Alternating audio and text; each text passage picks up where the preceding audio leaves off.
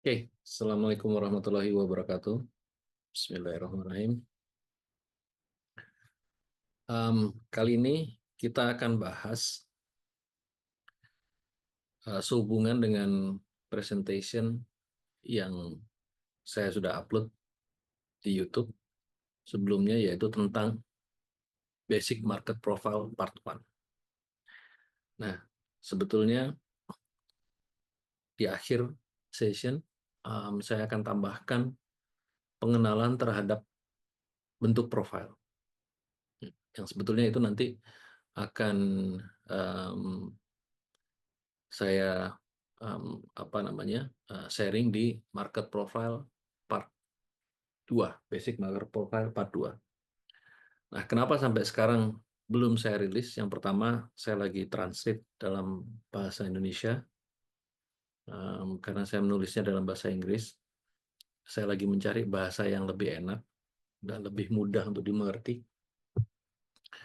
Yang kedua, sebelum melangkah, saya akhirnya memutuskan sebelum melangkah ke part 2 supaya gampang untuk mengerti di part 2-nya. Ini kita akan bahas dulu bagaimana penggunaan apa yang dibahas di part 1. Oke, yang pertama adalah kita akan bahas tentang opening relation to the previous cash market. Ya. Ini yang penting sekali untuk kita um,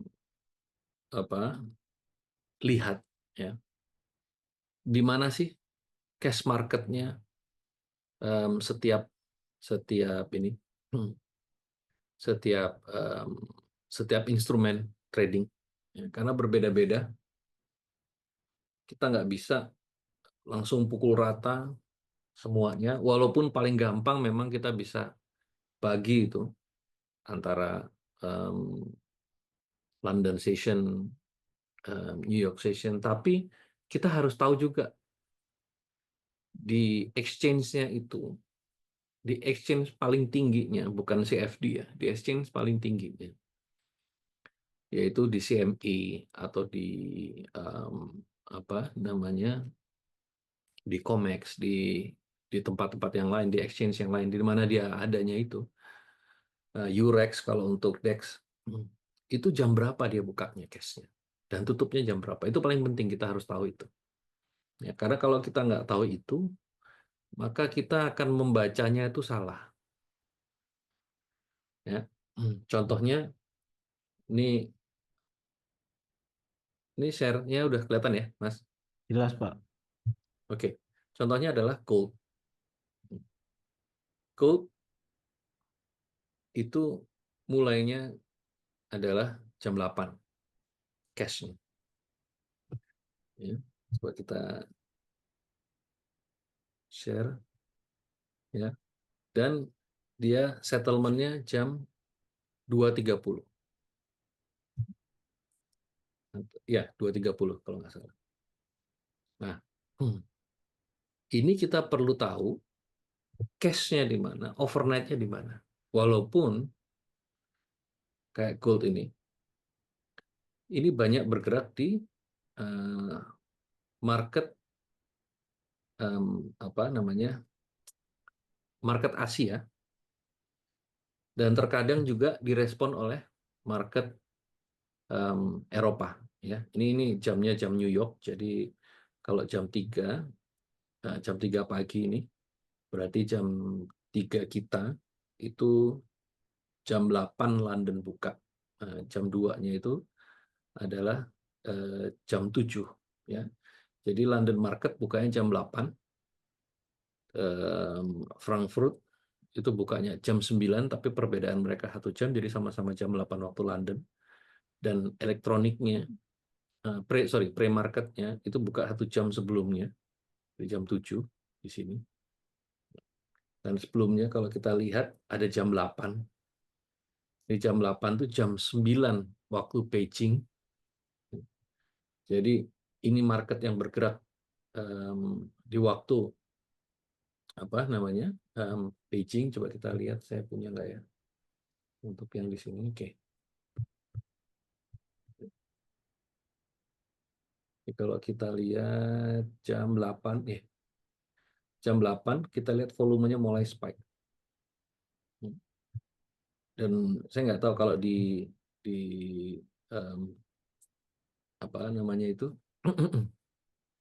di CFD jam 8, jam 9 ini menjadi perbedaan volume nggak gitu. Ini perlu kita lihat. Nah, dan kita tidak perlu trade semuanya sebetulnya, ya. Ini kita lihat, ini ada jam 8.30, jam 8.20, di sini jam 8-nya.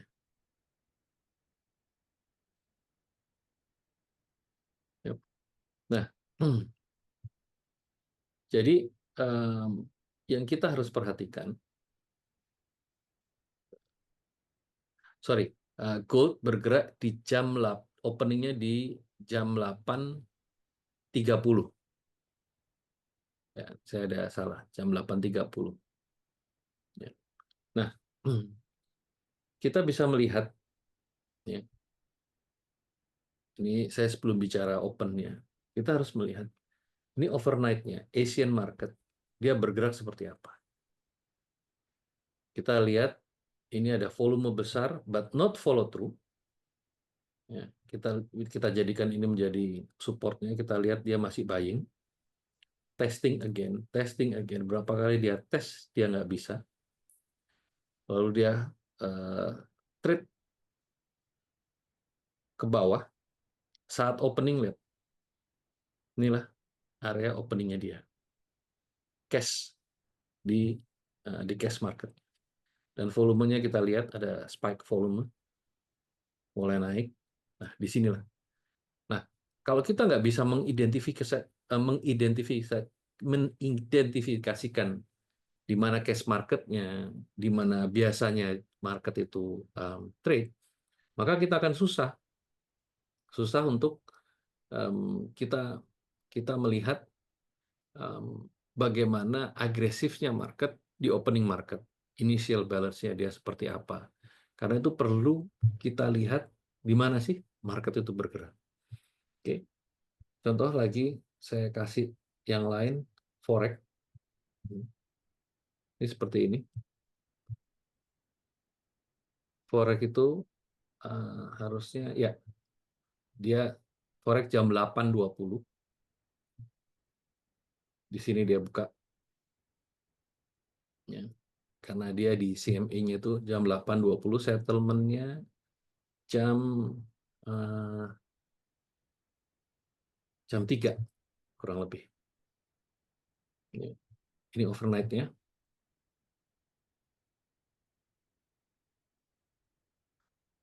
Ini saya sengaja nggak buka trading view-nya. Nah, tapi kita lihat di sini bahwa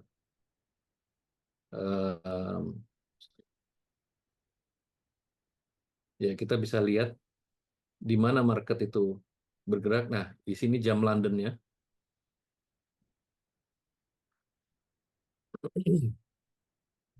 Bagaimana London itu bergerak. Ya. US market.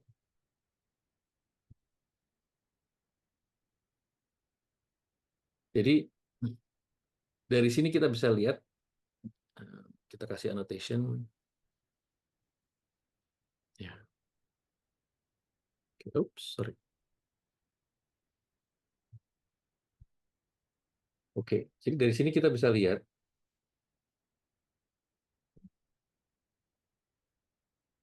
di mana high overnight-nya, di mana previous-nya, cash-nya, di mana overnight sebelumnya, high-nya.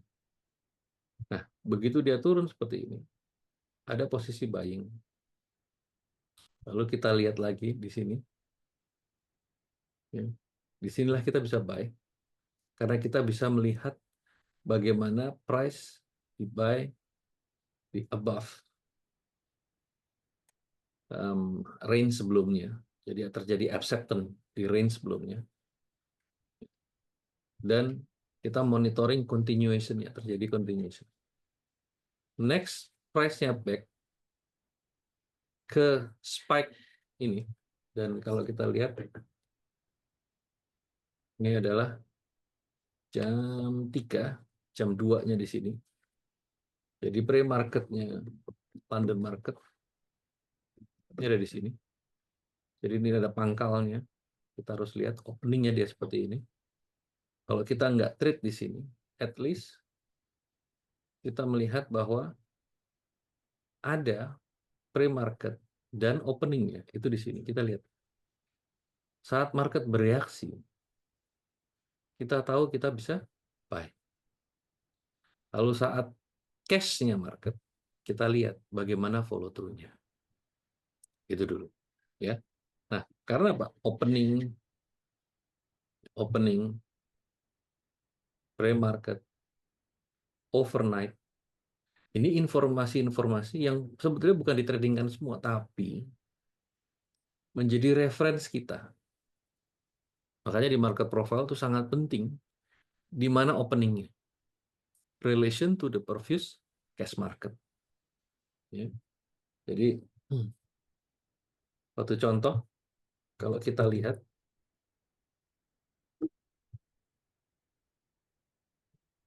ini yang warna apa namanya ungu ini, merah atau ungu, itu adalah cash marketnya. Ya, makanya kita suka lihat 1 jam sebelum American market, forex bergerak. Waktu opening dia berhenti kadang-kadang, atau dia hanya merespon. Nah, tanpa mengetahui hal yang seperti itu, maka kita blind, kita selalu terburu-buru tradingnya. Bayangin, kita lihat nih openingnya di sekitar sini. Ini 5 menit, ini 1 jam. Initial balance yang saya bilang, ini opening 5 minute cash. Dia ada insight, ya, di insight previous cash. Yang kedua, overnight-nya tidak membuat change. Mengapa? Karena dia hanya berhenti di trade ke atas, testing high, lalu stay di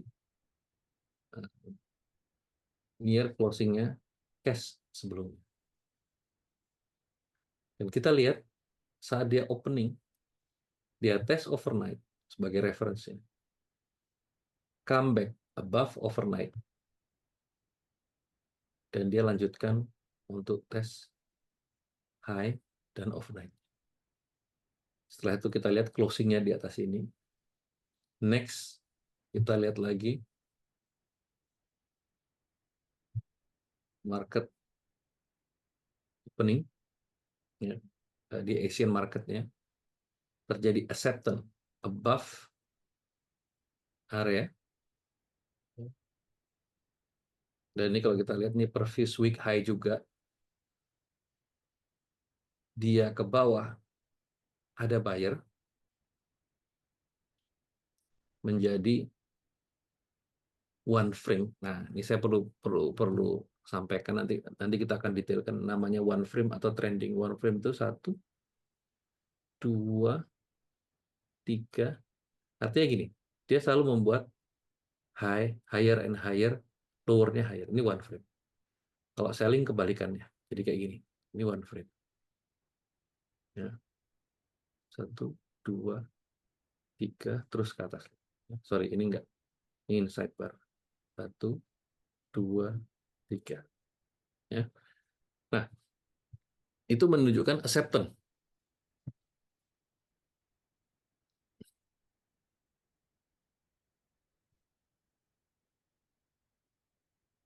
Sampai acceptance-nya itu hilang.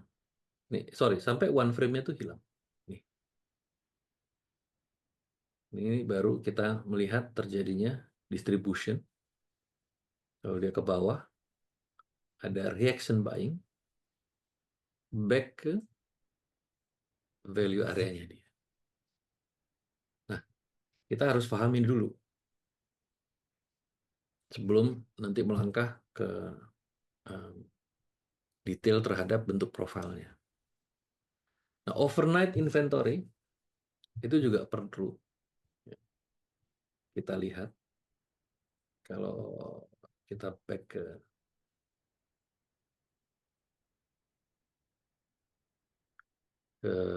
code lagi,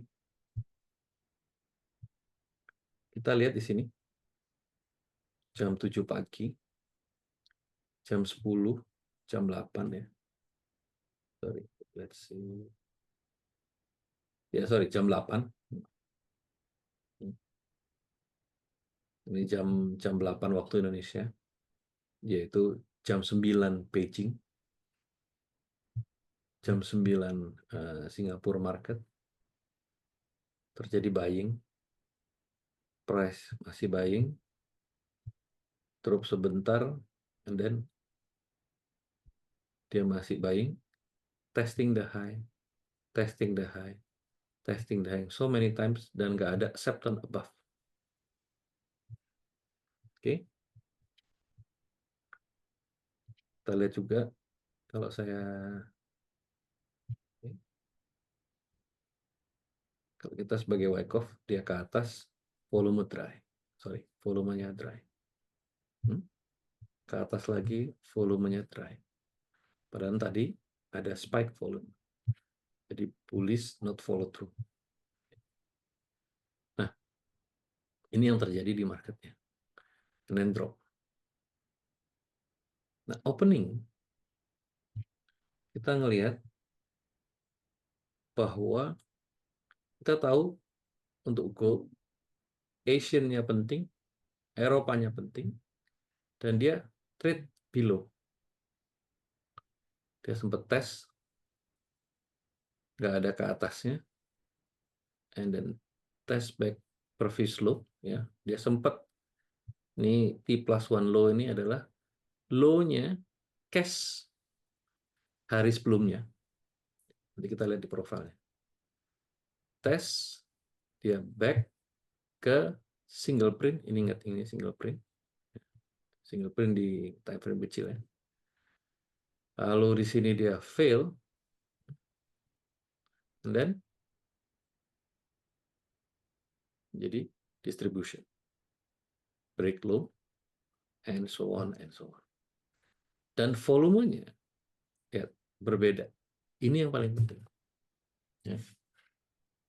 Mungkin kalau yang nggak punya data CME harusnya bisa melihat delay-nya. Mungkin bisa dilihat itu. Kodenya, feature-nya itu apa. Hanya ngelihat delay-nya saja untuk melihat time-nya di mana, waktunya kapan. Cash opening-nya, terus di area-area mana itu volume pick up. Karena itu penting. Ya, di mana area itu dry. Ya, kalau dry itu sifatnya seperti apa trade-nya. Nah, dari situ kita bisa membuat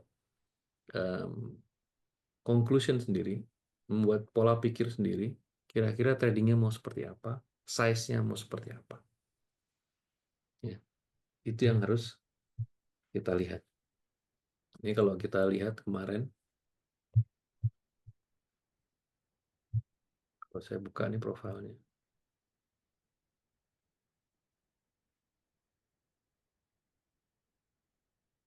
price exactly test waktu itu.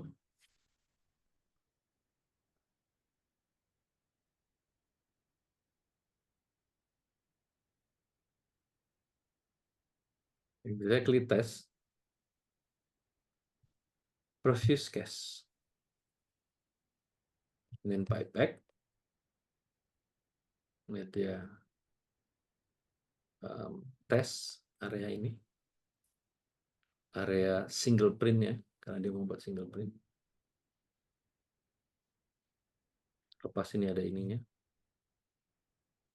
And what? Drop, testing low lagi, and then drop, no more buyer, and terjadi liquidation.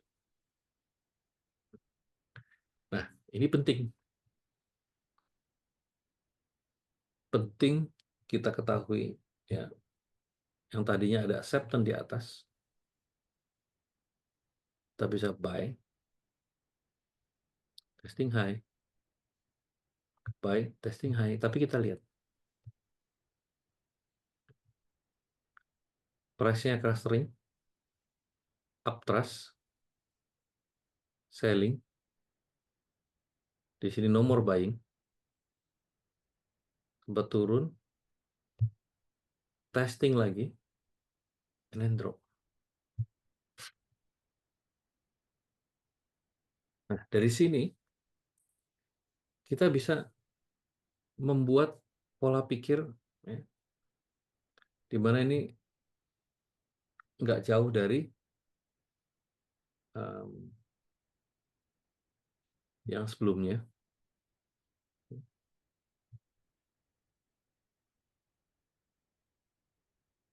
Dari selling yang ini.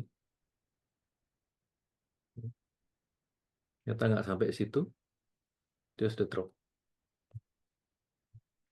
Nah, opening,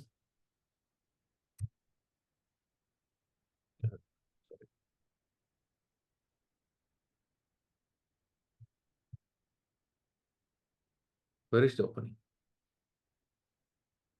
Masih above, tapi back ke areanya dari atas, back ke areanya cash dan yang sebelumnya. Ini sudah tanda tanya.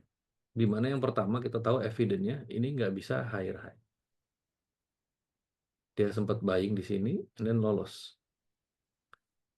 Open, naik dikit, ya kan? And then back ke area. Jadi preparation sebelum market cash-nya, marketnya buka, preparation sebelum kita trade itu sangat penting, dan kita memilih time-nya di mana, kapan kita mau trade. Trade di sini ceritanya lain, Anda masih bisa buying dan dia tes 2 kali, 3 kali, fail. Mungkin kalau buying lagi di sini kena stop loss dan dia near. Jadi kalau kita ngelihat ini di above, jadi makanya dia sempat ada naik ke atas. Mungkin dia tes bawah ini, dia naik lagi ke atas dan drop. Jadi hal-hal yang seperti ini perlu kita lihat. Ya, kalau kita back ke 5 menitnya kemarin itu, ya, ada acceptance, dia naik ke atas sebentar, and then drop. Pull back, and then more drop. Dengan kita monitoring bagaimana price itu bereaksi terhadap openingnya, terhadap previous cash-nya, terhadap overnight-nya, kita sudah mempunyai bayangan. Artinya kita nggak ngawur. Kalau semuanya kita punya planning, kita bisa adjust kalau ternyata ada yang tidak sesuai. Karena kita boleh saja kita kayak sekarang nih posisinya,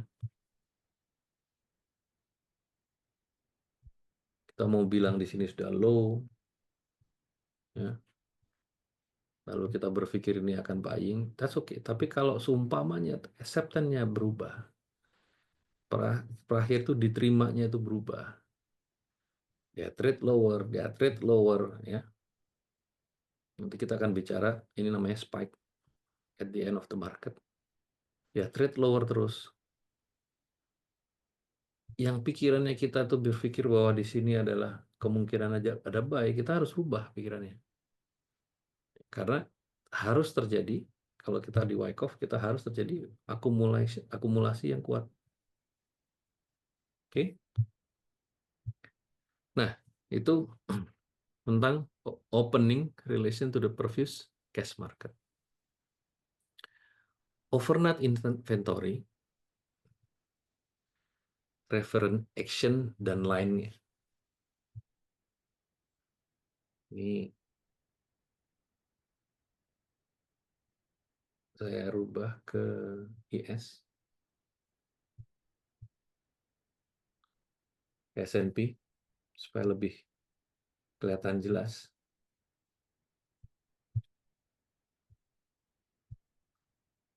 Overnight, ini adalah biasanya market dengan volume sangat rendah.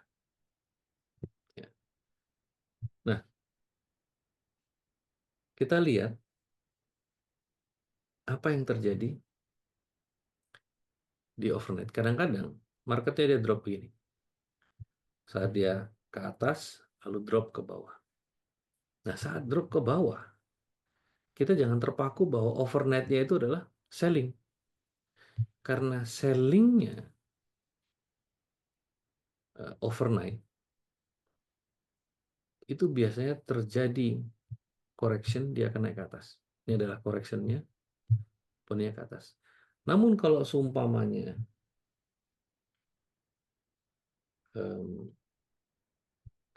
price seperti sekarang, seperti yang kemarin, sorry.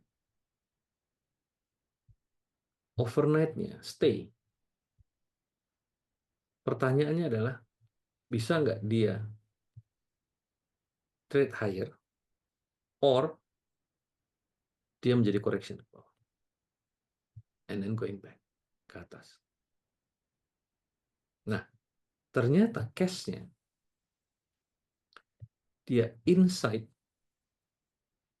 overnight. Ya. Ini kalau habis trending dengan banyak single print, yang ini tuh, yang putih-putih ini single print, ya, karena ini sendiri. Ini akhirnya yang kita lihat, Senin tuh libur, ya, market libur untuk US market. Mungkin Selasa. Yang kita lihat adalah dia trade ke bawah untuk membuat correction, bukan selling, membuat correction. Dan bukan nggak berarti bisa kita nggak bisa trade, ya kita bisa tetap trade. Tapi kita tahu bahwa trade below the inventory itu jadi correction inventory kemungkinan. Dan kita melihat reference yang lainnya. Yang kedua, pentingnya kita melihat high, low, and mid. Untuk kita lihat, nah ini kebetulan contoh di mana dia nggak berat kemana-mana. Tapi kita coba lihat di gold.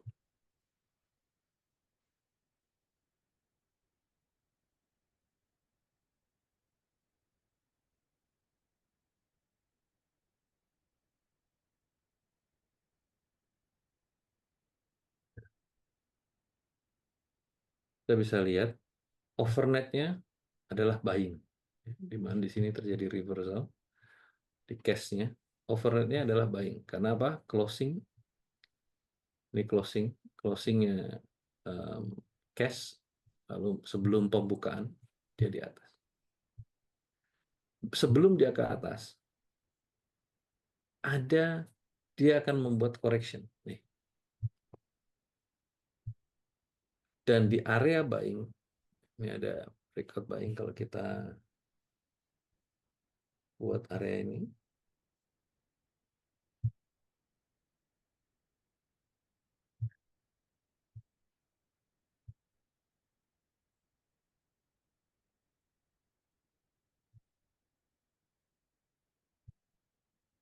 Openingnya kita bisa lihat, and then buyer respond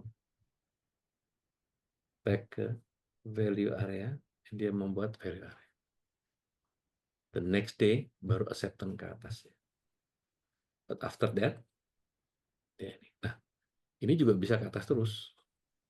That's why kita harus punya planning, dan planning itu harus kita adjust berdasarkan dengan perilaku pasar. Ini juga kita lihat satu lagi. Nah ini perbedaan profil dari si Nasdaq, ini Nasdaq, dan S&P. di mana Nasdaq dia trade above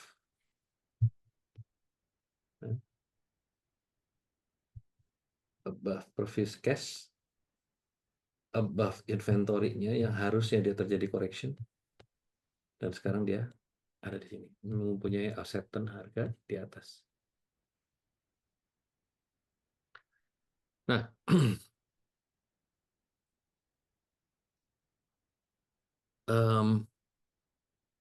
di sini kita melihat adanya value area.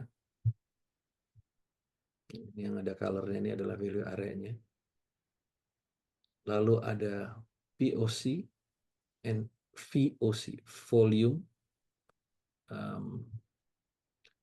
yang terbanyak nih, VPOC, VPOC, volume point of control. Ini TPO, time price opportunity. Jadi artinya TPO itu, sorry, ini yang TPO-nya. Kita melihat TPO-nya itu adalah yang terbanyak, ya. Jadi di mana itu yang terbanyak? Kalau kita lihat volumenya sendiri, di mana volume yang terbanyak. Ini kebetulan market biasanya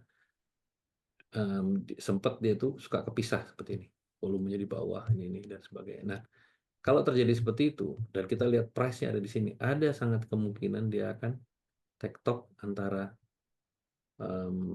TPO-nya dengan VPOC-nya. Ini kebetulan ini VPOC-nya di sini. Ini TPO-nya di sini. Ini price waktu berjalan dia sempat bolak-balik terus. Dan kita lihat acceptance price-nya besok di mana. Jadi kita ngelihat dia akan trade di mana. Jadi walaupun kita ngelihat kalau seperti ini, kita lihat ini adalah very bullish.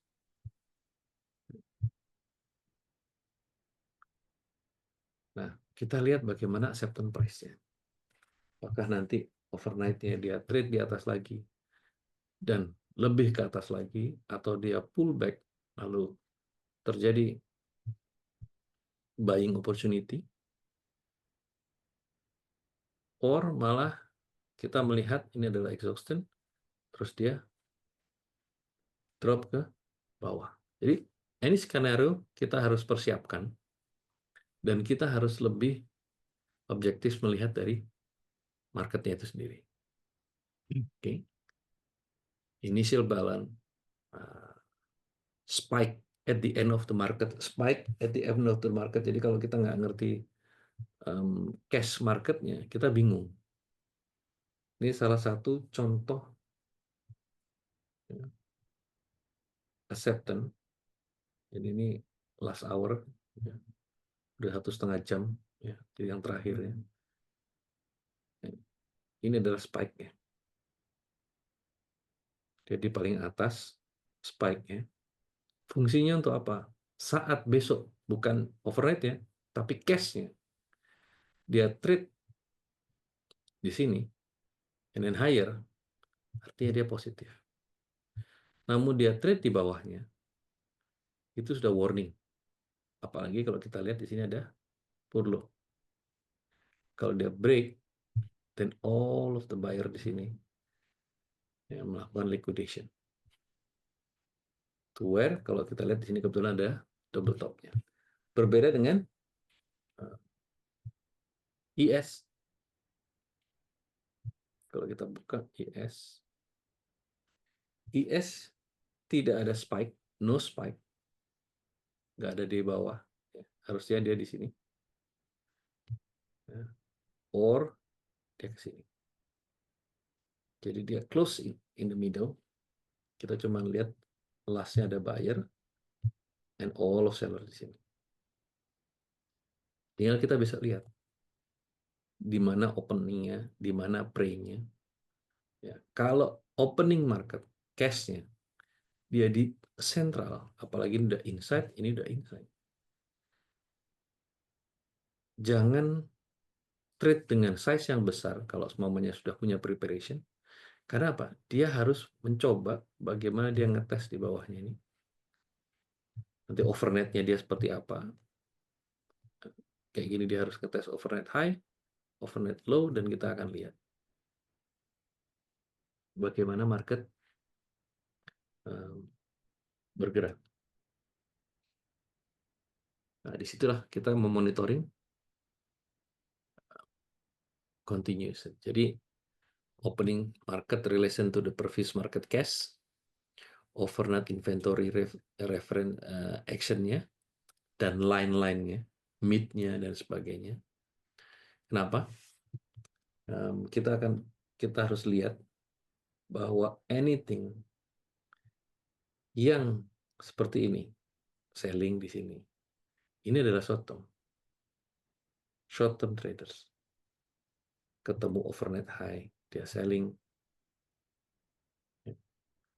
Ketemu ini high previous day, ya ini ada excess high, biasanya yang lurus-lurus ini, itu posisinya weak, walaupun kita lihat dia ke bawah, then dia back up, dia lewat itu posisi. Jadi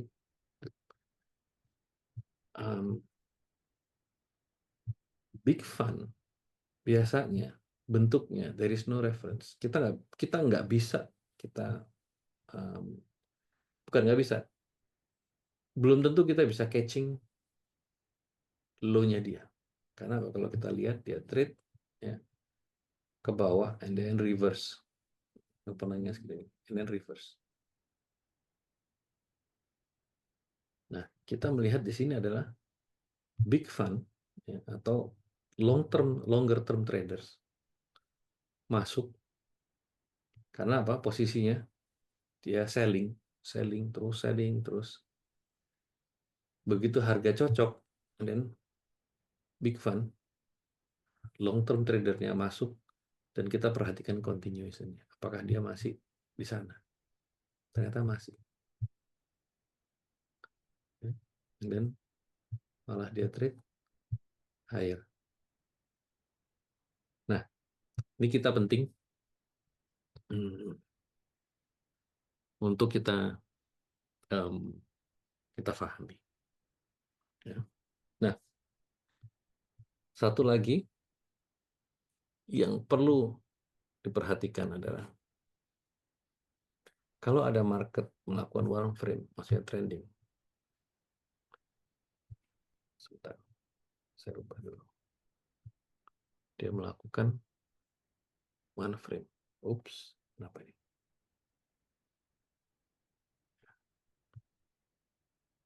Buy, and then buy, and then buy.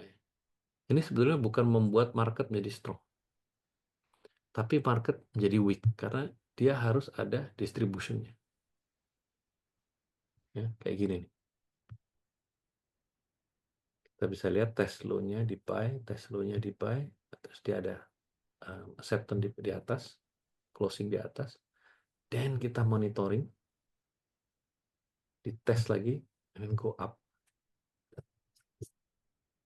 Nah, ini kita harus pahami hal seperti ini.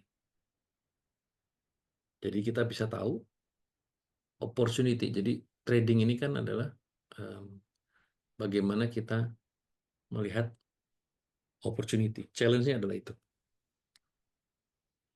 Oke. Nah, one framing beda dengan initial balance ya. Initial balance itu malah menunjukkan kekuatan. One framing ini menunjukkan dia semakin lama akan semakin lemah. Yang kita tunggu adalah dia akan clustering dan dia akan terjadi correction. Nah, disinilah kita mengetahui bahwa kapan terjadi correction. Kapan dia akan terus ke atas. Sini kita bisa lihat apakah menjadi distribution or re-accumulation. Itu yang kita pahami. Dari sini ada pertanyaan, Mas? Sejauh ini belum, Pak. Oke. Kita lanjut. Perkenalan terhadap yang untuk part 2-nya. Itu saya akan membahas ke profile yang bentuknya P,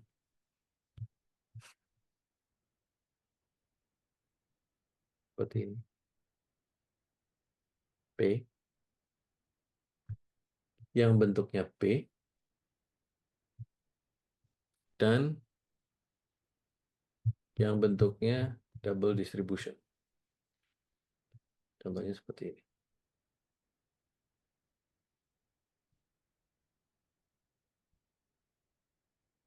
Ya, P, P. Apa yang kita lihat di sini? Yang kita lihat, saya bahas P-nya dulu. Kita lihat terjadi P profile. Ini terjadi market turun, selling, and sudah terlalu rendah. Terjadilah agresif buying di bawah atau higher time frame-nya masuk, kejar-kejaran hingga membuat value area di atas. Ini yang namanya short covering. Jadi P ini sebenarnya dia short covering. Nah, short covering yang kita lihat apakah terjadi new money selling or new money buying. Nah, disinilah kita melihatnya. New money selling or new money buying. Nah, institution, big fund, itu dia nggak ngerusak market. Makanya dia lihat dulu terjadi short covering, setelah itu dia akan coba untuk selling, or dia akan coba untuk buying higher. Kenapa dia mau buying higher? Kita nggak tahu. Analisa dia di luar dari analisa kita. Mungkin dia sudah melihat hal yang lain. Ya. Padahal kalau kita lihat,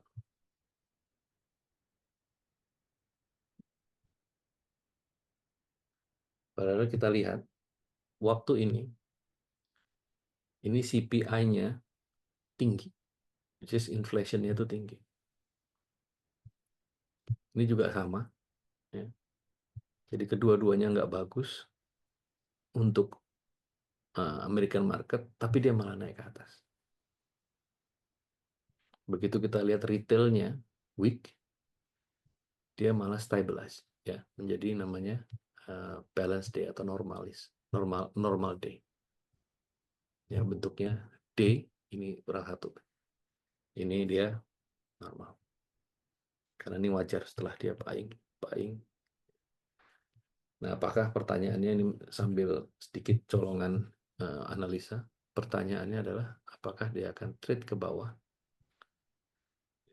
Karena ini harusnya nggak bagus untuk US market. Ini juga nggak bagus, tapi terus ke atas. Atau memang ada optimisme market atau big fund, ya, terutama bahwa Amerika baik-baik saja dengan data inflasi yang baru. Mereka mungkin percaya, karena awal tahun ya, mungkin dia percaya bahwa Trump bisa merubah itu nanti. Ya. Nah, kita nggak tahu.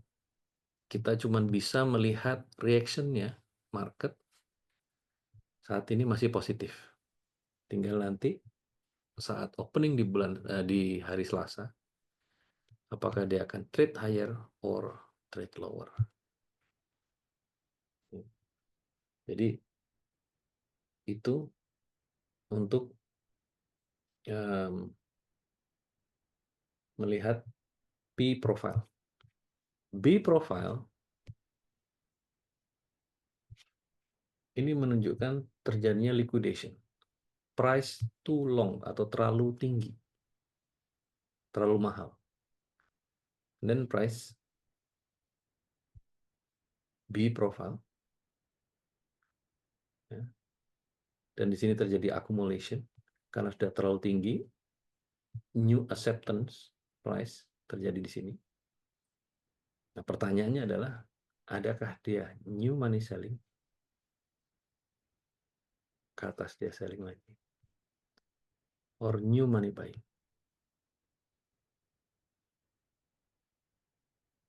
New money buying, but after that, new money selling. liquidation-nya. Jadi kita tahu bahwa terjadi bentuknya B, jangan buru-buru dia ke atas juga. Kita harus lihat bagaimana dia accumulation-nya untuk dia ke atas, and then apakah ada new money selling or keep new money buying. Paham ya, Mas? Nah, Pak. Ya, Jadi kita nggak menebak karena misalnya melihat di profile awalnya drop, jadi besoknya tuh kita menebak, wah ini kayaknya continue gitu. Kita nggak seperti itu enggak. jadinya. Ya, jadi kita lihat bagaimana continuation-nya dia, apakah new money buying,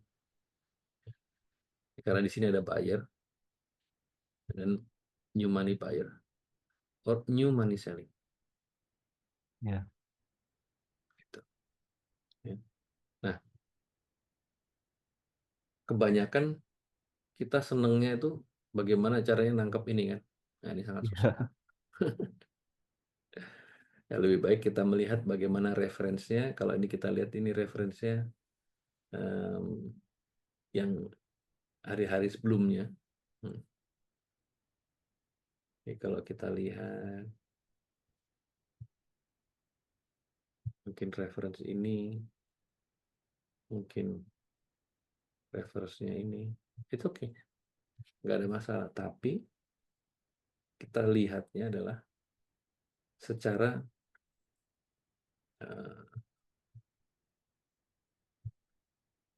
kita melihatnya adalah liquidation menjadi B profile, yang money buying dan more buying,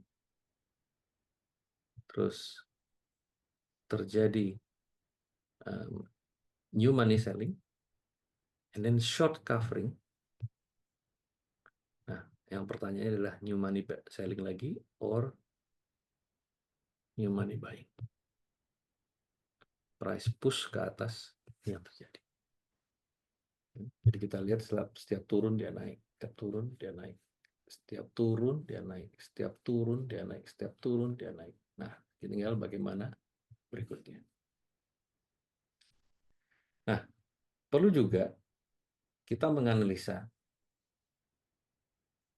top down analisis.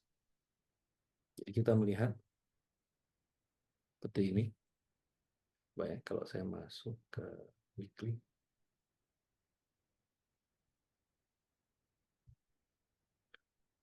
di mana posisinya dia di weekly? Jadi all time high, near all time high. Apakah market ready untuk break? Dan kalau semuanya memang break, bagaimana dia stay di atas? Ini sangat penting karena ini top down analisis kadang-kadang sampai ke weekly-nya kita lihat. Sorry.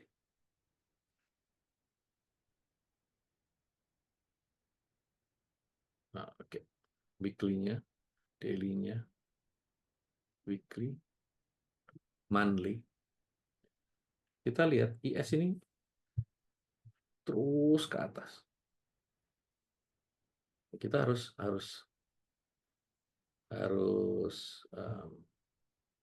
perhatikan ini. Oke.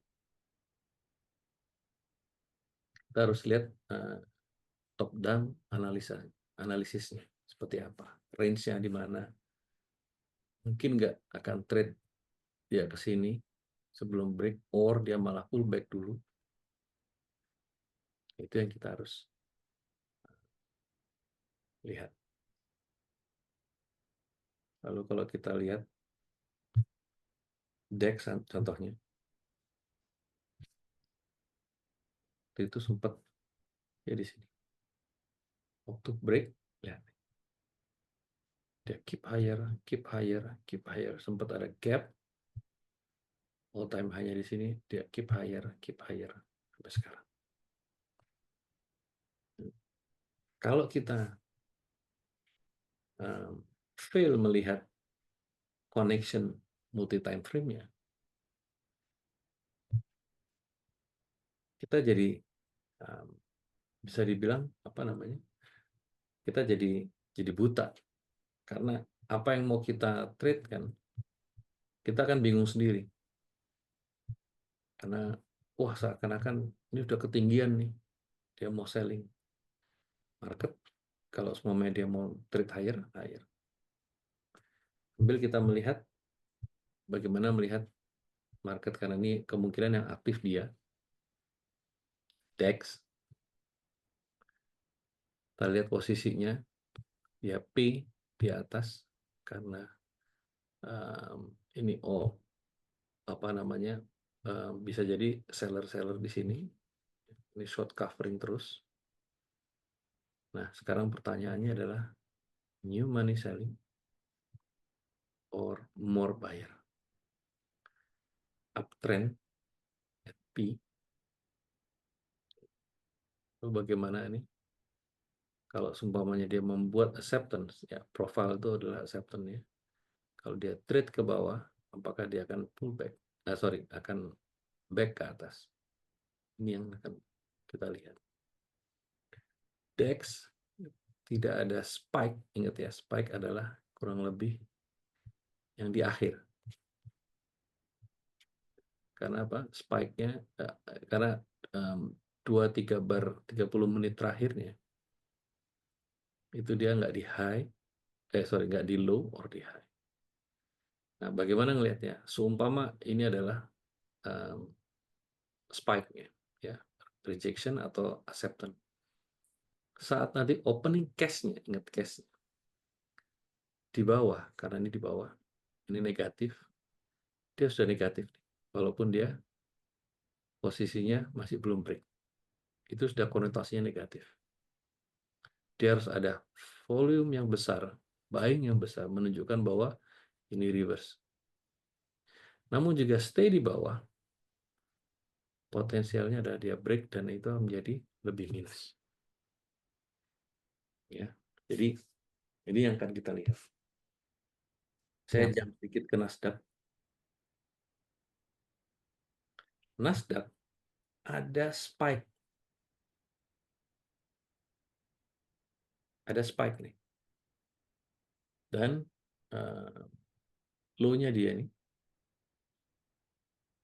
menjadi kurang lebih support-nya. Nah, besok opening-nya kita lihat. Kalau dia di atas, ya, di area spike, ini kemungkinan dia masih strong.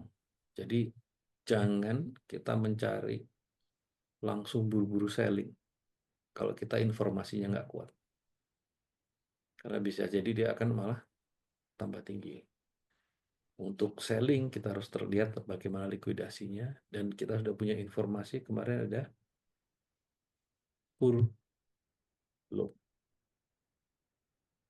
Kalau ini jadi ke bawah, karena ini masih one frame nih, kita lihat bagaimana overnight inventory-nya mungkin Selasa. Apakah dia follow through or dia akan bisa jadi karena Senin itu adalah President Day, semua push ke atas. Gitu. Ya. Jadi saya nggak mau ngejelasin tentang option terlalu dalam, tapi paling tidak kalau orang buy call berarti institution itu selling call. Karena apa? Retailnya buying atau hedgernya buying dari orang yang jual. Nah, orang yang jual call, dia harus punya barang. Nah, saat dia jual call-nya laku terus ke atas, dia harus keep buying fisiknya. Karena apa? Harus hedging. Jadi kalau semua punya barang, ya, kalau dia buy posisinya, buy stock, nah ini bisa jadi direntalkan dengan cara dia menjual call, sell call. Nah, buy stock ke atas, sell call, dia konotasinya adalah ke bawah. Nah, retailnya buy call. karena dia ke atas. Ya, atau hedgernya dia buy call. Nah, posisinya institusi itu netnya zero. Karena apa? Kalau stoknya naik ke atas, karena dia punya sell call, dia akan terhadap. Tapi memang yang dia holding adalah stok. Dia nggak lihat ke atasnya. Jadi, begitu price-nya ke atas, dia mau sell call lagi, ya dia harus buy dulu, and then bisa sell call. Jadi kalau demand-nya tinggi, ini juga akan terus ke atas. Makanya kenapa melihat volume call-nya di setinggi mana, di mana maksimumnya, itu juga membantu untuk melihat reference-nya. Karena dia harus, orang mau ngejual, itu dia harus ngebeli terus institusinya. Begitu juga kalau put. Kalau dia mau sell put, untuk orang tuh retail atau hedgernya, itu adalah buy put, di mana buy put adalah ke bawah. Kebalikannya, dia harus sell stok yang dia punya. Atau posisinya sell on margin. Baru dia bisa sell put, karena sell put kebalikannya. Dia konotasinya ke atas, sedangkan yang buy put, dia adalah harapannya ke bawah. Nah, jadi kenapa orang buy put, ya, banyak volume buy put, price akan terpush ke bawah, karena dibantu oleh si institusinya juga ke bawah. Nah, itulah kalau ini sebatas informasi, saya nggak terlalu jauh situ, tapi intinya kenapa market ke atas, jadi bukan masalah kalah, ya, buyer kalah dengan seller, bukan itu. Jadi ini mekanisme marketnya itu ke bawah pun ada maksudnya. Ya. Nah, siapa yang buy put? Buy put, dia mau hold posisinya di sini. Dia punya buy position, buy feature. Nah, insurance-nya dia mau buy put. Jadi kalau price-nya ke bawah, put-nya yang dapat profit, ininya loss, tapi dia masih punya posisi di atas. Kenapa? Kalau dia price ke bawah, buy put-nya make money, dia bisa buy more di bawah. Kalau cash-nya dia banyak, untuk ngebalance, karena ini sudah menjadi cash, udah mengurangi loss-nya dia ini, jadi average-nya di bawah dia. Kalau dia buy lagi, average-nya di bawah. Makanya kenapa market tuh bisa turun, turun, turun, turun, terus tiba-tiba dia balik ke atas. Nah, itu. Jadi makanya kenapa kita untuk market nggak boleh, selalu pesannya nggak usah buru-buru. Kita lihat, kembali lagi kalau kita bicara opening, bagaimana opening relation-nya tuh overnight, relation-nya tuh mid-nya, ini mid-nya overnight, previous, ini overnight low. Bayangin ya, kemarin tuh marketnya dia buying kurang lebih di area overnight mid-nya, mid-nya. Nah, apa yang terjadi? Dia tes dulu. Ya, ini posisi yang sangat sulit sebetulnya. Ya. Karena ada reference ini, kita tahu ini adalah short term trader. Begitu ketemu reference yang lainnya, dia give up. Dan kita lihat, dia test overnight, dia give up, dia ke bawah, and then dia touch another reference, yaitu low-nya A, dia tes lagi A. So, yang selling ini juga short term. Di sini terjadi buying, ini short term juga.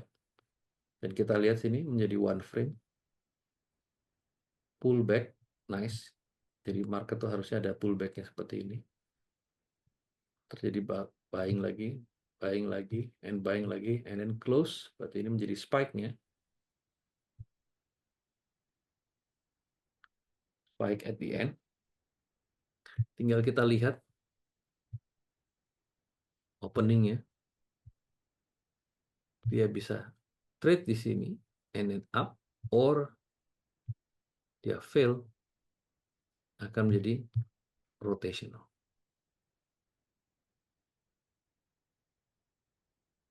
Jadi kita harus melihat seperti itu supaya kita tahu mappingnya seperti apa. Dan ini adalah profil yang sangat lemah. Ini hampir nggak ada distributionnya di mana.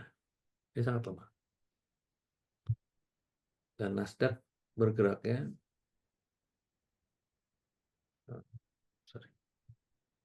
cukup lemah. Ini lemah juga. Walaupun sangat trending, it's very trending day. Tapi nggak ada profilnya. Nah, sama aja seperti yang tadi saya bicara. Kalau dia up and up and up and up, terus ini membuat up-nya itu semakin lemah. Harus terjadi correction. Dan saat correction, kita lihat di mana market another time frame itu membaying, menghold posisinya untuk dibuy lagi. Itu adalah yang harus kita pertimbangkan. Oke? Ya, Pak. Ya. Jadi mungkin untuk penjelasan market profile seperti itu, sambil kita ditutup dengan sedikit analisa. Detailnya kita akan bicara besok. Ini yang harus kita lihat. Market terjadi liquidation.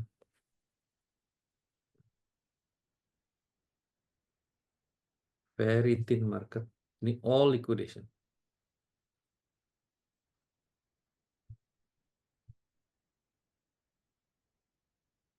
Ini market buat seperti ini. And then liquidation dari inventory-nya, liquidation inventory. All the way long.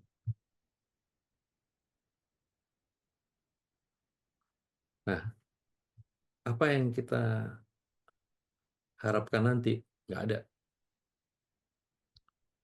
Kalau dia ke atas, kita bisa melihat apakah terjadi new money selling, lalu ditampung di sini, or sedikit lagi menjadi ini ada week low, jadi low-nya minggu lalu, or dia masih mau continue sampai touch low-nya minggu lalu. Jadi yang kita lihat cuman bagaimana ini terjadi spike ya, atau acceptance di bawah, karena yang tadi saya bilang overnetnya itu lumayan. Kita lihat kalau dia masih di bawah, dia stay di bawah, back lagi, walaupun ke atas dia back lagi sini, that's mean positif, sangat negatif. Ya. Break, kita bisa ikutin follow through-nya. Nah, tadi saya spotting ada satu contoh di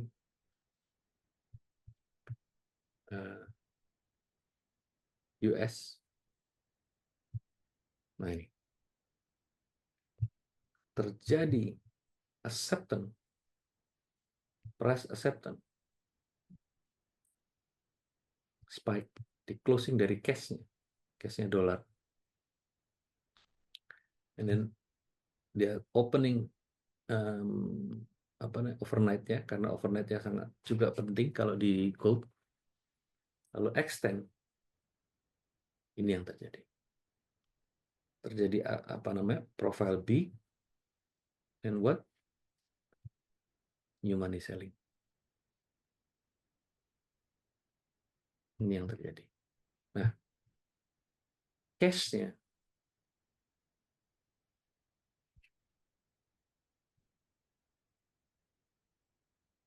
ya back lagi at low,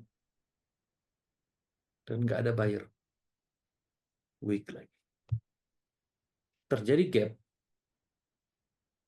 gap yang nggak tertutup adalah menunjukkan bahwa market sangat weak.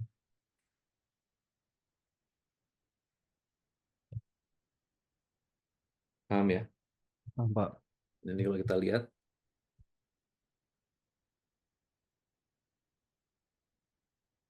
sorry, kalau kita lihat, kita punya long wick, sempat coba di buying, ya ini bentuknya P, new money selling, and then liquidation. Apakah referensi ini berlaku? Ya kita nggak tahu. That's why kita harus melihat bagaimana big fund-nya itu melakukan trade. Ya, kali ini saya nggak bahas dulu bagaimana untuk trade di chart kecilnya, tapi paling tidak yang kita pelajari adalah yang mau sharing dari itu bagaimana kita melihat market, siapa yang bergerak, bagaimana polanya. Ini bentuknya B lagi, terjadi more liquidation. Pertanyaannya adalah di sini akan menjadi balance day and then go up. Dia trade di atas untuk recover. Kalau kita lihat recover, kita lihat karena ini liquidation, apakah ada new money selling or more liquidation, atau dia malah berbalik. Ya. Gitu. So dari monitoring itu baru kita bisa meng-create trade decision-nya. Nah ini salah satu contoh menjadi double distribution, di mana double distribution di sini harus diperlakukan berbeda. Artinya apa? Kalau dia masih yang di bawah, ya, ini pembatasnya, kita melihat bagaimana market terhadap distribution yang ini. Nanti begitu ke atas, ini kita lihat ini ada low-nya, bagaimana dia di dalam distribution ini, or dia ke sana. Jadi harus terpisah. Kita akan memperlakukannya terpisah kalau ada double distribution. Dan perlu diketahui double distribution itu adalah menurut Jim Dalton, observasinya dia, itu double distribution yang bentuknya B itu adalah profil yang terlemah. Kalau ini kita masih bisa berharap dia seperti ini. Kalau yang bentuknya P, kita bisa berharap begini. Kalau tapi di atas itu sangat ini. Tapi kalau ini kemungkinan potensinya continuation. Kalau dia stay di bawahnya yang ini. Gitu. Jadi dia harus bisa bergerak untuk back ke profil ini. Oke. Ya, Pak. Untuk DEX, analisa DEX, kalau kita lihat profilnya, sorry,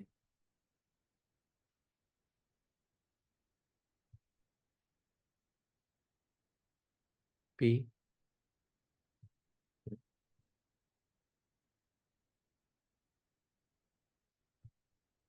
apakah ini adalah N dari yang di sini selling lalu ketarik semuanya, posisinya harus buying, short covering.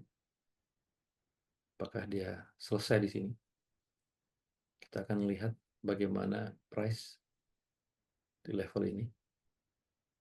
Kalau dia buying, di mana dia akan membuat, karena ini inside and exactly at profile, atau menjadi liquidation. Ya. Saya juga Pak, perhatiin DEX kemarin tuh tanda tanya gitu. Biasanya DEX tuh meskipun openingnya turun, tapi uh, in the end of the day dia Naik. mostly kebanyakan ya di atas closingnya. Tapi kemarin tuh, oh ini di bawah nih ada sesuatu Ya, kayaknya. Jadi ya, lihat besok nih gimana. ya, ini yang perlu kita lihat juga nih. Ini ada acceptance di atas, opening, ya openingnya di sini, dia turun ke bawah, testing ini, which is ini adalah supportnya, and rotation. Nah, apakah nanti yang spike, apakah yang ini akan menjadi support saat dia nanti selling? Kita harus tahu bahwa reference yang kelihatan itu adalah short term trader. Artinya kalau dia buying, kita bisa ikut buying, tapi kita harus lihat di mana terjadi liquidation-nya. Ya. Itu yang kita harus keluar. Jadi berbeda. Nah, kalau dia bisa acceptance ke atas lagi, itu different story. Oke? Baik, Pak. Oke. Mungkin itu dulu untuk malam ini. Ya, terima kasih, Pak. Ya, Assalamualaikum warahmatullahi wabarakatuh. Waalaikumsalam.